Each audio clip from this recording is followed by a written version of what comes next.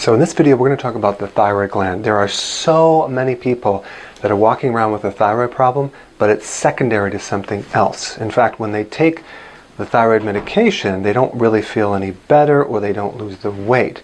So the problem is associating what's really underneath the thyroid problem. You know, when you go to a doctor, they'll do a blood test and they may or may not find anything. They might not look deep enough, or even if they do find it, they'll put you on medication, but you don't always see changes. So let's talk about all the other possibilities of the actual cause of a thyroid problem. From my experience working with a lot of doctors in the field, most thyroid conditions are not primary. They're not just the primary thyroid problem unless you've been exposed to radiation. Now the thyroid is located in the base of the neck right here, about 2.5 inches wide, and the gland controls metabolism.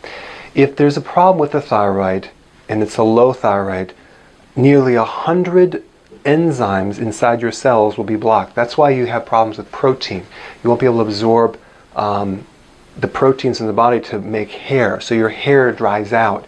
You start losing your hair. You get vertical ridges on your nails. You have loose skin right here and right here. You gain weight all over, not in any one location. You get cold feet. You have to wear socks to bed at night. You have problems with depression. You are tired despite how many hours of sleep that you get. Decreased libido. Digestive problems, constipation. You crave carbs, especially breads, pasta, cereal, crackers, biscuits, waffles, pancakes. Now, you could also have an adrenal body type and have similar symptoms, but what you've got to look at is what are the most associated characteristics with that body type, and then you would tend to, deal with that. Now, in no way am I diagnosing you or telling you to diagnose your own condition. That's my disclaimer, because you got to get with your doctor if you want to diagnose hypothyroidism. I'm just giving you information to understand the associated symptoms of the thyroid in relationship to other causes. Okay, so number one, the liver converts the thyroid hormones. So in other words, if you look at the T3 and T4, the number on that T or T3 or T4 represents the number of iodine molecules that are on that hormone. T4 is really an inactive thyroid hormone, and it's activated through the liver to become T3. So in your liver, you have certain enzymes to strip off one of the iodine molecules to make it T3, to make T3 the active form of thyroid hormone. So in other words, 80% of the thyroid function occurs through your liver. Without a liver, you cannot convert and make your thyroid work. Okay? So that's one thing you need to know. So if your liver is damaged, chances are that could be the source of your thyroid problem. If you have constipation that backs up the liver, that could be a cause of your thyroid problem. If you have a sluggish gallbladder or no gallbladder, that could be a source of your thyroid problem, because you're not able to convert these hormones correctly. And just so you know, if you don't have enough bile, which comes from a lot of adrenal stress, and you don't have that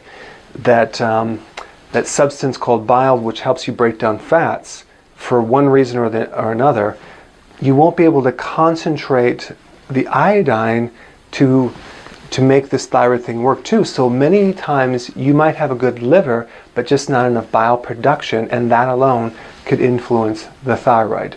Okay, so those are some common causes. It could be your diet's deficient in iodine, because the soils are really, really poor, or maybe you're allergic to iodine, or maybe you're allergic to shellfish, which has iodine. Okay, those are possibilities. The other possibility is high levels of estrogen. Okay, that's another common cause. Why do I know that? Because many times females, right after their pregnancy, they develop a thyroid condition because of the spike of estrogen.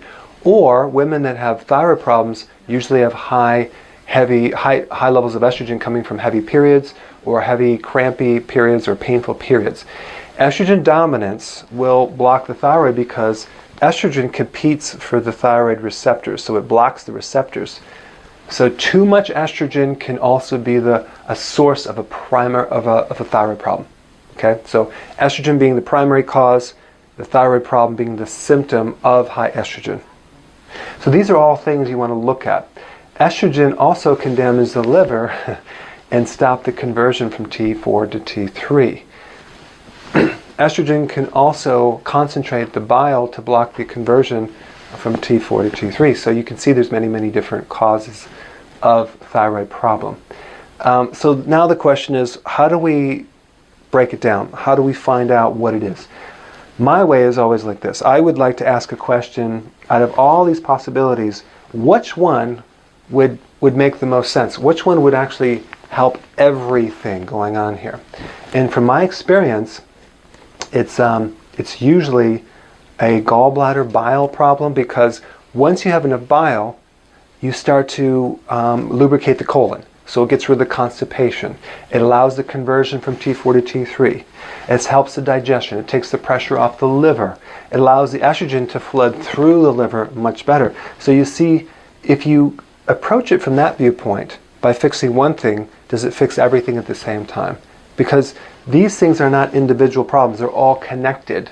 And the principle that's very true is that the underlying real cause of any of these problems is usually very obvious once you figure it out. It's nothing abstract, nothing very mysterious. So that's what you want to look for. Or let's say you say that when did this problem start? Right after a pregnancy. Well, we know then it's high estrogen levels. Okay, so anyway, that kind of gives you a deeper understanding of thyroid condition.